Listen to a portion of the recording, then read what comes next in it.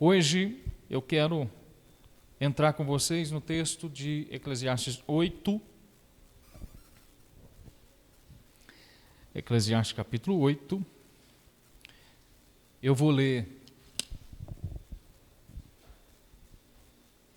2 versículos somente.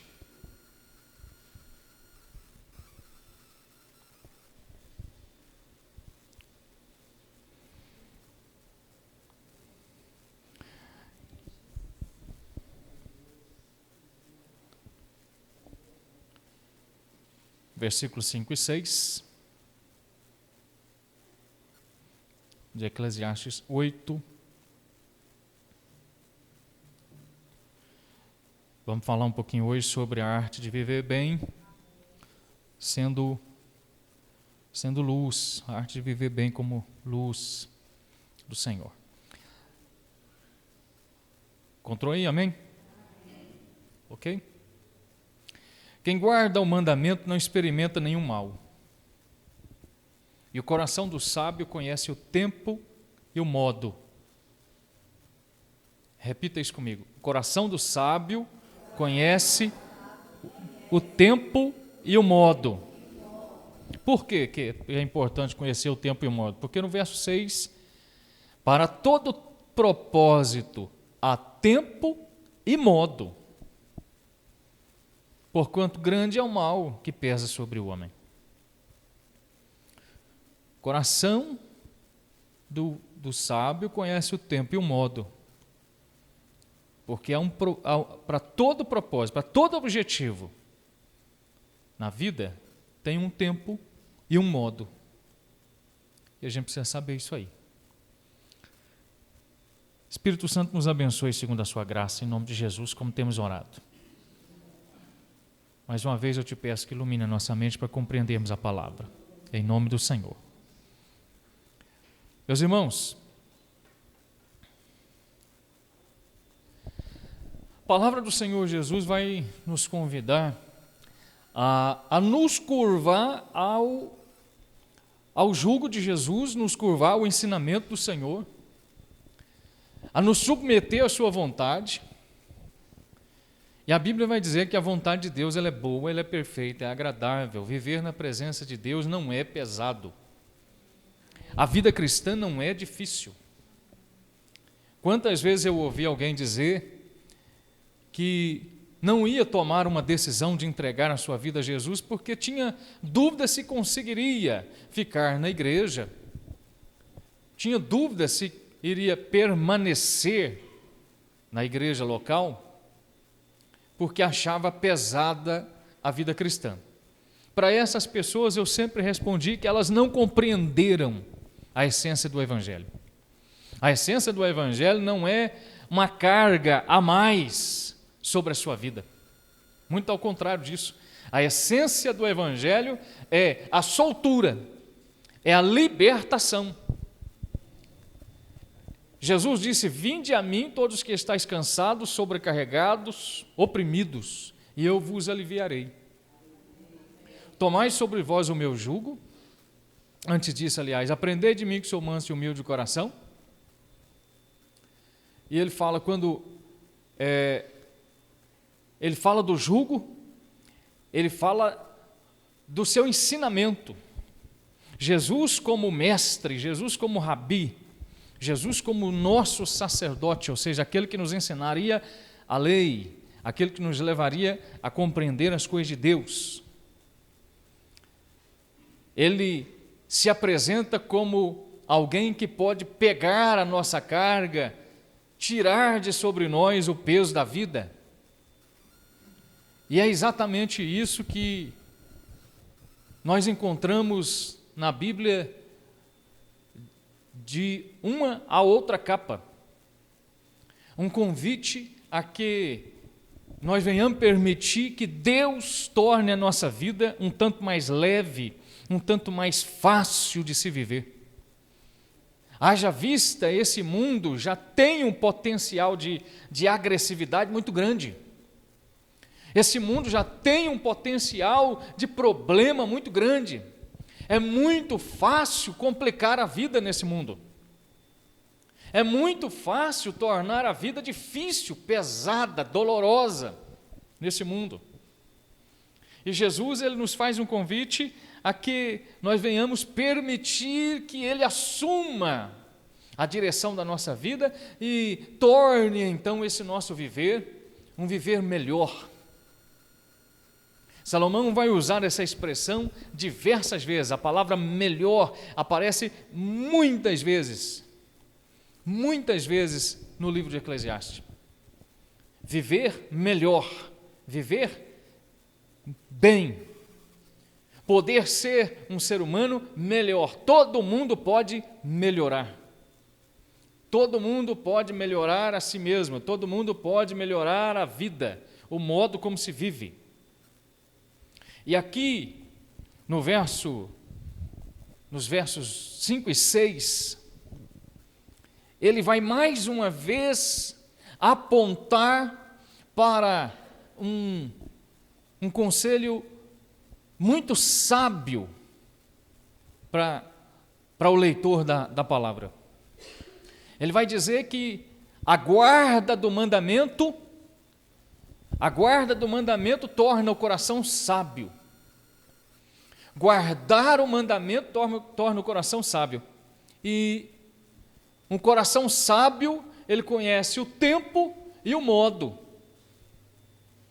O tempo e o modo são duas grandes virtudes que nós precisamos compreender, precisamos absorver receber essa compreensão de que para tudo na vida tem um tempo e tem um modo certo. Como eu venho dizendo aqui para vocês, a vida só dá certo de um jeito e o jeito que a vida dá certo é do jeito certo. O jeito certo nem sempre vai ser o mesmo para todo mundo, porque não funciona igual todo mundo aqui dentro. A subjetividade não é a mesma para todas as pessoas. Tem gente que pensa diferente, e pensar diferente não é errado. Agora, você precisa saber se o modo como você pensa diferente, se esse pensamento seu é seu mesmo, ou se ele é da mídia. Se esse sentimento seu é seu mesmo, ou é de outra pessoa que está gerando esse sentimento em você.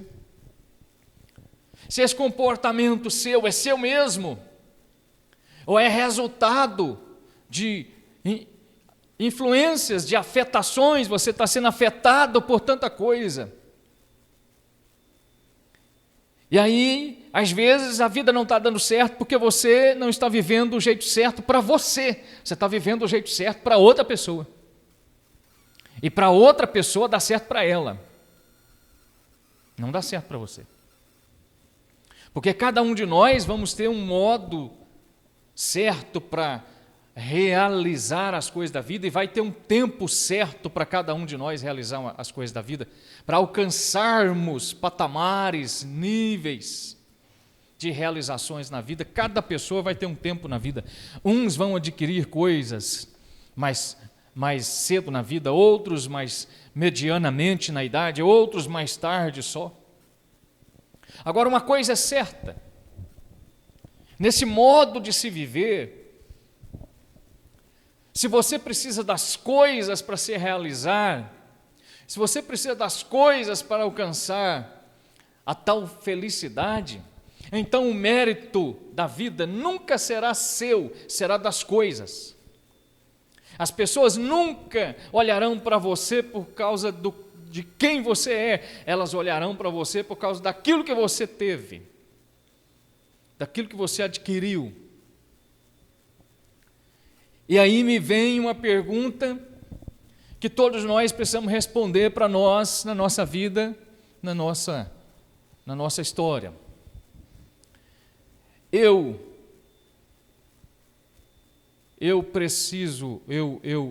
tenho, na verdade, que viver a partir do ter ou a partir do ser. Porque se a minha vida vai basear no ter, eu vou precisar de muita coisa, para eu me sentir realizado. E o problema é que essas muitas coisas, elas são temporais. Elas são temporais. Um carro zero fica velho. Uma casa nova estraga sozinha. Uma roupa nova, depois que você tirou a etiqueta e usou a primeira vez, ela já não é mais nova. Um calçado de marca que custa um salário, mais de um salário, não sei quanto, depois que você pisou com ele no chão pela primeira vez, já não é mais novo. Enfim, você saiu do salão, depois de fazer aquela maquiagem toda, aquele penteado todo, e chegou ali fora, tomou um vento, veio a poeira, veio não sei o que e tal, atrapalhou a chapinha, acabou tudo. Já não é mais o arranjo perfeito que saiu agora do salão. Enfim, eu terei em mim o ser, ou eu serei em mim o ter das coisas. Eu preciso saber, nessa minha vida cristã, o que é que eu estou fazendo na igreja? O que é que eu estou fazendo com a minha fé? O que é que eu estou fazendo com a palavra de Deus em mim? Porque a Bíblia diz que a palavra de Deus deve estar em nós. E Deus sempre será fiel à sua palavra em nós. Ele não será fiel a nós simplesmente. Ele será fiel à sua palavra. Jesus disse isso muito bem claro. João capítulo 15, verso 7. Se vós estiverdes em mim, e as minhas palavras estiverem em vós, então pedireis o que quiserdes e vos será feito. Será feito por quê? Porque eu sou bom? Porque eu sou melhor do que alguém? Não. Porque a palavra dele está em mim. Ele é fiel à palavra dele. Como diz o texto, fiel é aquele que prometeu. Ou seja, fiel é aquele que fez a promessa. Ele iniciou a obra e ele terminará a obra que iniciou.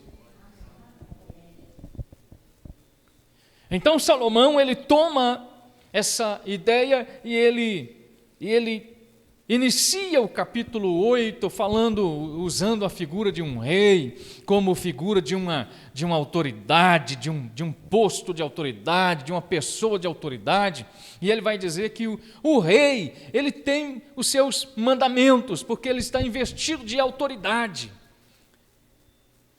Ele está investido de autoridade, e que as pessoas que se levantam contra o mandamento do rei, insurgem-se, rebelam-se contra a sua autoridade.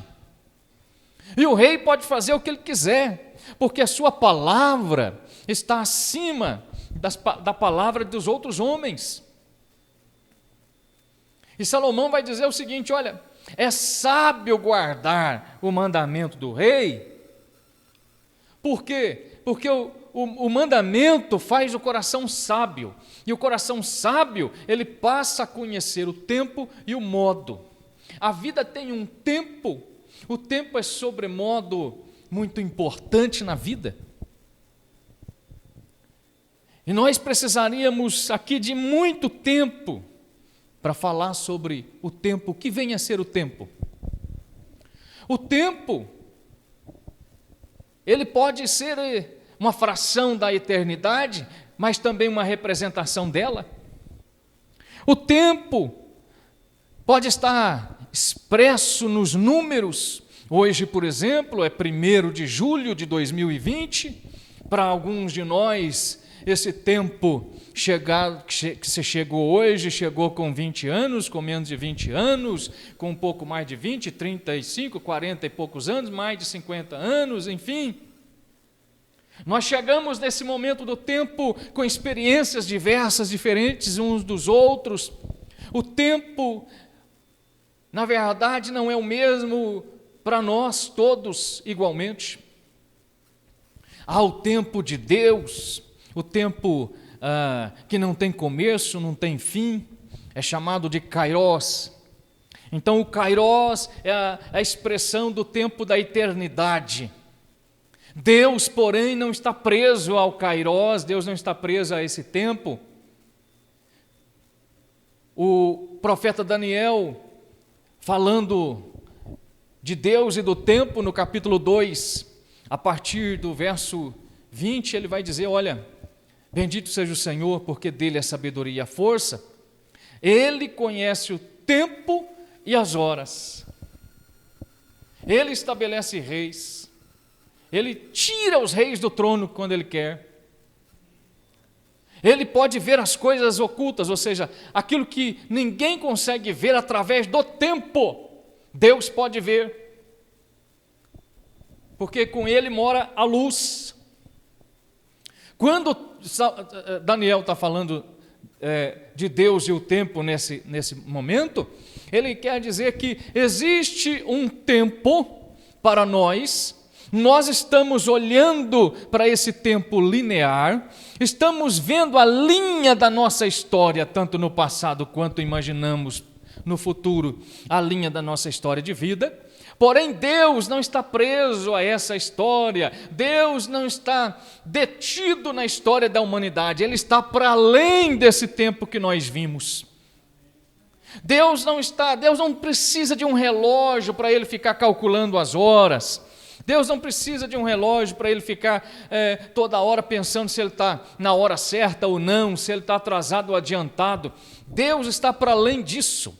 O tempo dele é o Kairós, porque é de eternidade a eternidade, não há começo nem fim. Mas para nós, o nosso tempo, o Cronos, é um tempo em movimento, ou seja, esse nosso tempo é o movimento da nossa existência, é o movimento daquilo que nós compreendemos como eternidade. E é uma coisa difícil de se compreender a princípio. Por quê? Porque a nossa mente é completamente finita.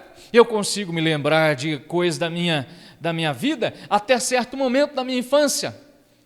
Desse momento para o início da minha vida, eu não consigo lembrar mais. Eu não consigo lembrar do dia que eu nasci. Eu não consigo lembrar do momento que eu levei a palmada do médico lá no bumbum para chorar pela primeira vez. Eu não consigo me lembrar. Há momentos na nossa vida que nós não conseguimos mais alcançar esse tempo, essa linha da história da existência. Deus, porém, não está preso a isso. E nós estamos vivendo um tempo agora, que é um tempo desafiador, como eu disse no domingo, é um tempo que nos exige uma releitura da nossa vida, é um tempo em que nos trouxe de novo para a vida interior, essa vida que muita gente não quer ver, essa vida que muita gente não quer enxergar que existe. As pessoas estão passando mal porque agora estão pensando mais na existência, estão pensando mais na morte, na possibilidade de morrer. Você já parou para pensar nisso?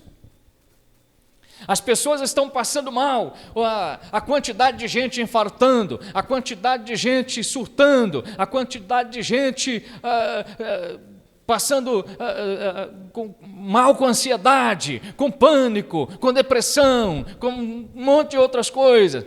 Aumentou muito, tem profissionais de saúde perdendo o equilíbrio mental. Por quê? Porque esse momento, esse tempo que nós estamos vivendo fez com que a gente voltasse para dentro de nós.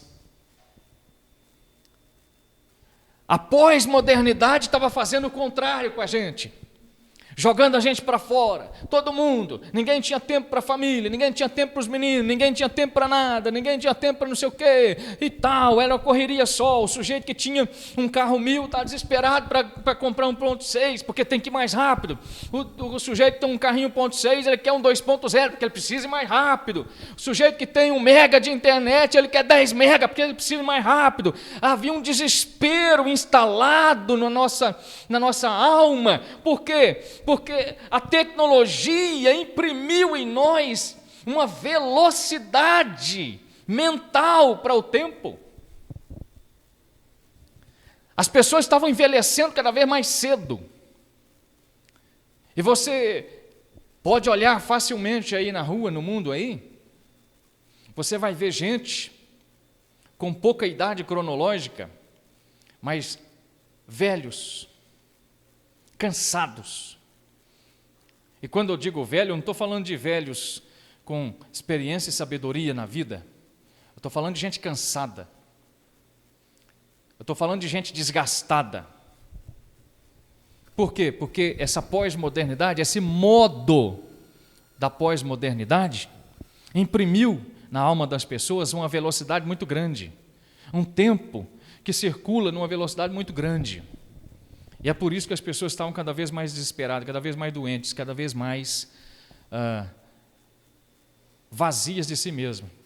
E aí começaram a adoecer mais ainda quando tiveram que voltar para dentro de si, quando tiveram que olhar para o espelho da sua consciência e enxergar nele quem elas são de fato.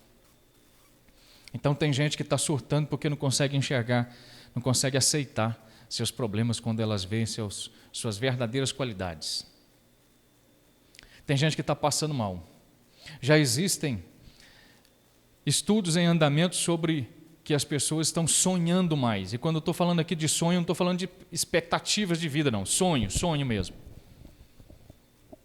Gente que não sonhava e que agora toda hora que deita para dormir está sonhando. Sabe por quê? Porque quanto mais atividade, quanto mais produção humana, mais material psíquico fica guardado e o cérebro tem que dar um jeito nisso. E aí quando o sono chega, lá depois da fase profunda do sono, quando entra na fase do sono REM, aí o cérebro tem que abrir a caixinha onde ele guarda tudo, para ele dar um jeito naquele material todo que está ali, reprimido. Ele tem que resolver aquilo, ele tem que dar resposta para um monte de questões, um monte de angústia, um monte de problema, de medo, de ansiedade, de trauma, de tudo quanto é coisa que está ali reprimido, ele tem que resolver aquilo. As pessoas estão sonhando mais. Por quê? Porque de repente diminuiu o ritmo da vida. Aqueles que estão empregados estão trabalhando menos, estão trabalhando uma jornada menor diariamente. Aqueles que estão desempregados realmente não estão mais trabalhando. Ou seja, há um tempo para se pensar mais sobre a vida. E esse tempo é um tempo de ser luz, ou um tempo de se buscar a luz para a vida. Imagine você, nós já passamos por muitas tragédias humanas na história. A nossa esperança no Senhor é que não chegamos, a gente não chegue a nenhuma outra tragédia, que isso, tudo que está acontecendo, passe logo. Mas toda vez que a humanidade passou por uma guerra, toda vez que a humanidade foi dizimada de alguma maneira por pestes, por pragas, por guerras, enfim, as pessoas não saíam buscando aquele sujeito que, quando existia um banco no mundo, ele era milionário, que guardava barras de ouro ali, pedras de diamante, muito dinheiro. Não, as pessoas não saíam buscando. No final de uma guerra, de uma peste que assolava a humanidade inteira aí, o pessoal não saía buscando assim, quando tinha prédios em pé no mundo, o sujeito tinha lá um prédio inteiro ali no centro que era dele, e ele tinha muitos apartamentos e muita casa de aluguel e muitas coisas. O pessoal não saía buscando esse tipo de gente. Quando a humanidade era assolada, já foi assolada por tragédias, eles não saíam buscando quem tinha muita coisa. Eles saíam buscando quem tinha uma centelha de luz. Quem tinha uma centelha de fogo para iluminar as coisas para outra pessoa enxergar. Para iluminar a vida para outros pisarem, seguirem o caminho da história. Sempre foi assim. Os grandes homens e mulheres do mundo que fizeram história e deixaram seus nomes escritos na história da humanidade, não foram aqueles que tinham muita coisa e conseguiram adquirir muita coisa e gravaram seus nomes na história porque fulano de tal foi o mais rico de toda a história e não existiu mais homem mais rico do que ele, mulher mais rica. Não. os grandes homens e mulheres que gravaram seus nomes na história não foram aqueles que reteram a riqueza da vida para si. Foram aqueles que deram de si a riqueza para a vida dos outros. E aí, quando Salomão fala que há um tempo, e a gente que tem coração sábio precisa conhecer esse tempo, Jesus vai falar que nós somos luz. No capítulo 5 de Mateus, o texto vai falar que nós somos luz. Vós sois a... E para que serve a luz? Jesus vai dizer que a luz não foi feita para colocar debaixo da cama. Alguém que brilha não pode viver escondido. Vós sois a luz do mundo, não se pode esconder uma cidade edificada num monte. A luz precisa ser colocada num lugar onde todos a vejam e dela recebam a iluminação. Você então, e eu, a igreja, nesse tempo que nós estamos vivendo, mais do que nunca nós precisamos ser a luz. E não ficar por aí escondido, atrás de notícias ruins, de WhatsApp, de disse-me-disse, de fuxico de Facebook, de mentira,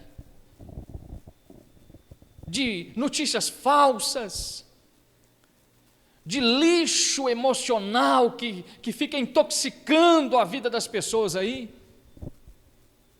Nós não podemos ficar escondido atrás de um sistema que escraviza as pessoas mentalmente, emocionalmente, fazendo que as pessoas percam a fé, a esperança.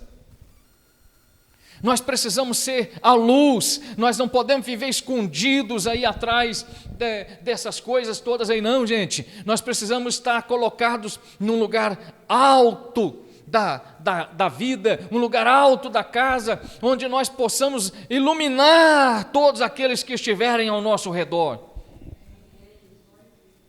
E como é que você vai fazer isso? Você vai fazer isso de modo prático, assumindo o seu papel de cristão, assumindo o seu papel de crente,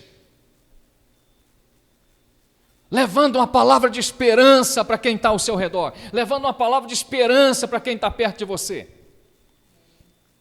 Quando você escutar alguém dizer, olha, tá muito ruim, nós não sabemos o que nós vamos fazer e tal, aí você diz, olha, isso vai passar.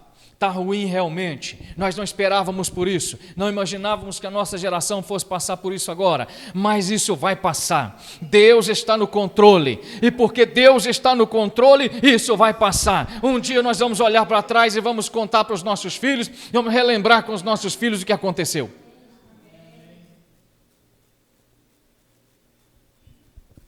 É assim que a gente começa a brilhar onde a gente está. Todo mundo está vivendo pessimista, todo mundo pensando que vai acabar tudo, vai destruir tudo, e não sei o quê, e todo mundo vai morrer. Aí chega alguém, é como aquele sujeito, né, já lembra do elevador? Está todo mundo batendo papo no elevador, um está olhando o celular, a mulher está conversando com a amiga, não sei o quê, o sujeito entrou com um colega de trabalho, todo mundo ali e tal, e na hora que o elevador treme, todo mundo lembra de quê? Do cabo arrebentando.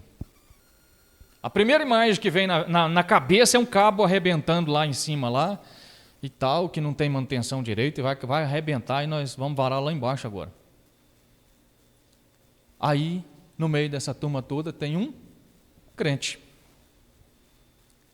Tem um crente, tem um facho de luz, tem um pontinho, tem uma centelha da luz do céu. E ele, calma gente, se tudo acabar aqui, o céu é logo ali. Calma aí, peraí. Um já está começando a suar, o outro está tendo palpitações, arritmia cardíaca, né? Tem alguém tremendo, a outra quer ir embora, quer pular de qualquer maneira e tal, segura minha mão, eu estou passando mal, eu não estou... Aí, calma. Não aconteceu nada de verdade até agora. O elevador só tremeu. Calma aí. Quando nós vivemos um tempo de desafio, quando nós vivemos um tempo de escuridão, alguém tem que ser a luz. Jesus te chamou para ser a luz, meu irmão. Jesus te chamou para brilhar. No lugar que você estiver, você vai brilhar. No lugar que você estiver, você vai falar do amor de Deus. No lugar que você estiver. É impossível você não ser notado. Você sabia disso? É impossível você não ser notado, porque onde você chega, caladinho, sossegadinho, sem falar nada, você é diferente dos outros, você brilha. Amém, querido? Amém. Todo mundo olha para você e fala, esse moço é diferente, essa moça é diferente, esse rapaz não é igual aos outros, essa mulher não é assim. Esse homem é diferente. Por quê? Porque ele brilha. Com essa introdução sobre o tempo, falando do tempo de brilhar, falando do tempo em que nós precisamos ser luz, eu quero orar com vocês agora, porque eu nem vou entrar no modo. Salomão fala que nós precisamos conhecer o tempo e o modo de se viver. Eu não vou entrar no modo, só estou introduzindo o tempo para nós voltarmos a pensar sobre isso. Quero orar com você. Esse tempo é um tempo de escuridão. Esse tempo é um tempo de desafio, um tempo de escuridão, um tempo de trevas. Esse tempo é um tempo que a gente precisa encontrar o caminho para passar. O profeta Naum diz que Deus tem o seu caminho no meio da tormenta. É quando o furacão está soprando, está ventando, quando o vento passa solapando tudo, vem as ondas bravias, tentando revirar o barco da fé. A Bíblia diz que Deus passa ali no meio daquelas coisas todas. E nós precisamos encontrar o caminho de Deus. Que a palavra diz que o caminho do Senhor é perfeito. O caminho do Senhor é perfeito. Esse é um tempo de fé, meu irmão. Esse é um tempo de fé, esse é um tempo de esperança. É fácil ter esperança quando o dinheiro está guardado na conta, é fácil ter esperança quando tem recurso sobrando, quando está tudo bem. A esperança, o sentido da esperança é justamente quando tudo vai mal. O sentido da fé é justamente quando tudo está errado. O sentido da luz é quando escurece tudo. Aí é que a gente vê o sentido da luz. Acender uma luz de dia com o sol quente não faz sentido. O sentido da luz é quando o sol se põe e a noite chega na vida e as coisas não dão certo e tudo se torna escuro, desconhecido, duvidoso. E aí a gente precisa ser luz, porque a gente precisa descobrir onde pisar daqui para frente. A gente precisa descobrir que caminho seguir. Aí você pode pensar assim: ah, pastor, qualquer caminho na vida tá bom. Qualquer caminho na vida tá bom se você não tem meta nenhuma na vida. Qualquer caminho tá bom se você não quer ir para o céu. Qualquer caminho tá bom se você não se importa com o que a vida está se tornando para você. Agora, se você tem um objetivo na vida, se você quer ir para o céu e se você quer viver bem, aí não é qualquer caminho que serve. aí tem que ser o caminho perfeito. Aí tem que ser uma vereda reta, um caminho de justiça.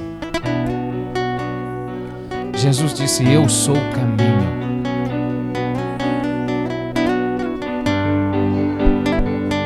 Aleluia. Você pode adorar a Deus? Você pode adorar o Senhor, querido?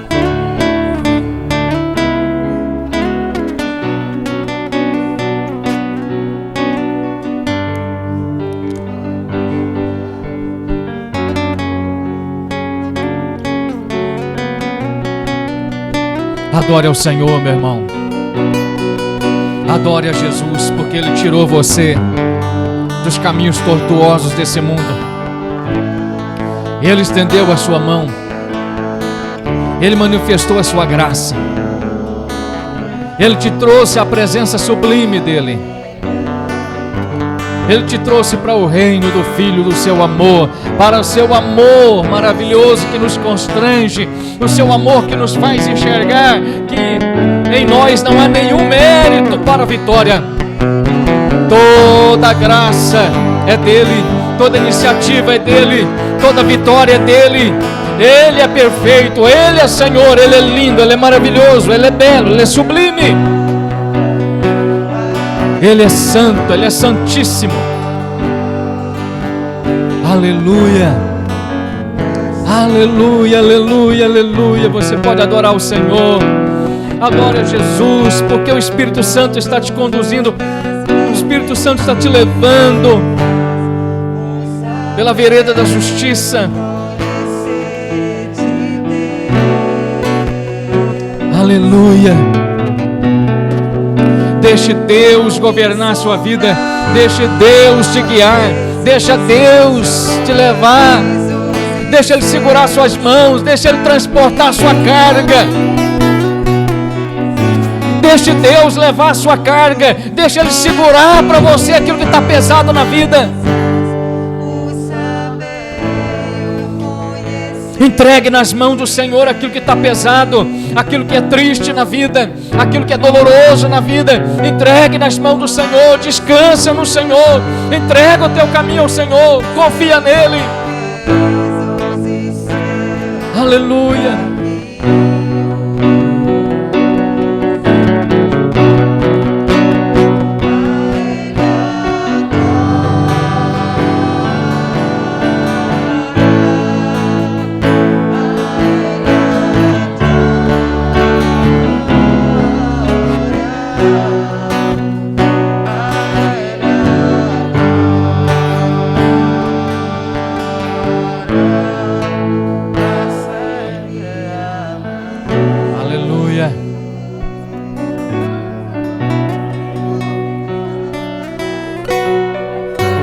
Deixa o Espírito Santo agir na sua vida. Deixa o Espírito Santo renovar suas forças hoje. Deixa o Espírito Santo alegrar seu coração. O mundo tem tentado entristecer você. Deixa o Espírito Santo alegrar seu coração. Olha aí, deixa o Espírito Santo aí, olha aí, deixa o Espírito Santo alegrar seu coração. Olha aí, deixa o Espírito Santo alegrar você. Deixa Ele renovar essa centelha. Deixa Ele soprar essa centelha. Essa centelha vai reacender. Ela vai pegar fogo.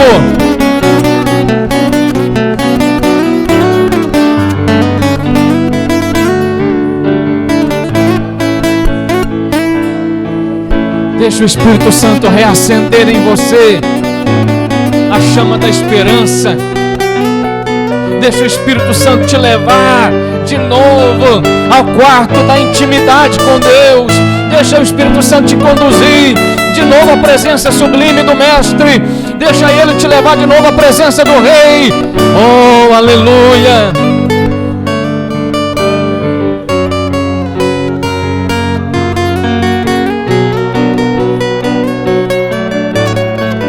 Aleluia!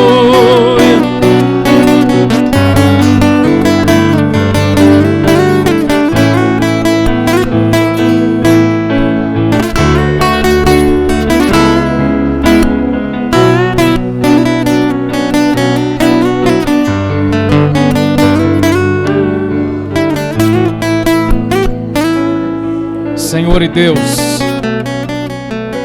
que a graça do Senhor venha sobre a nossa vida, porque nós precisamos ter o coração sábio para conhecer o tempo e o modo, porque tudo na vida tem um tempo e tem um modo. Nos ajude, Senhor, porque esse tempo é um tempo difícil, desafiador, um tempo de escuridão. Não dá para enxergar muita coisa lá fora, só pela graça de Jesus, só tendo olhos espirituais, só tendo a visão do céu, Senhor.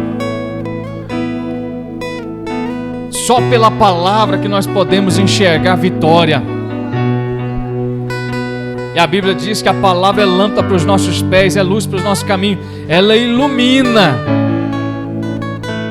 A palavra ilumina, a palavra é uma lâmpada. Deus, nos ajude a compreender todas essas coisas. Que o Espírito Santo nos leve em paz e com segurança, na unidade, na união com Cristo. Em nome de Jesus.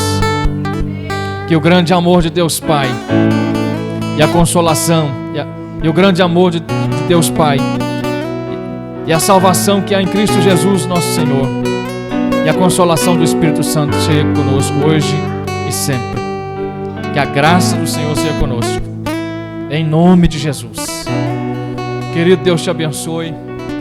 Um abraço vale o dia, a palavra vale a vida. A igreja não para. A igreja não para, irmãos. Amém, irmãos? A igreja não para. Em nome de Jesus.